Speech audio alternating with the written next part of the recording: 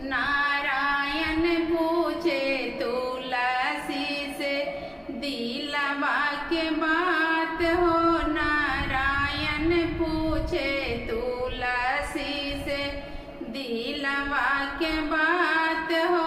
नारायण पूछे तुलसी से कहाँ तोहर नहीं है तुलसी, कहाँ तोहर नहीं है तुलसी, कहाँ ससुरार हो। नारायण पूछे तुलसी से दिलवा के बात हो।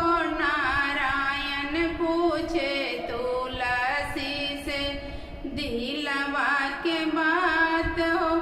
गंगा हमर नहीं हरहाई, गंगा हमर नहीं हरहाई, जमुना ससुरार हो। नारायण पूछे तुलसी से दिलवा के बात हो। नारायण पूछे तुलसी से केरे तोहर माता तुलसी, केरे तोहर माता तुलसी, केरे तोहर पिता हो। नारायण पूछे तुलसी से दिलवा के बात हो। नारायण पूछे तुलसी से दिलवा के बात हो।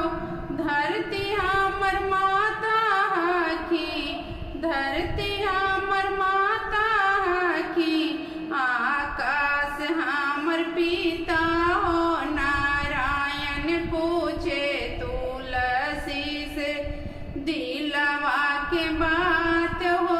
नारायण पूछे तुलसी से केरे तोहर पिपाती तुलसी, केरे तोहर पाती तुलसी, केरे भगवान हो। नारायण पूछे तुलसी से दिलवा के बात हो। नारायण पूछे तुलसी से कृष्ण हमर पति हखी, कृष्ण हमर पति हखी, राम जी भगवान हो। नारायण पूछे तुलसी से दिलवा के बात हो।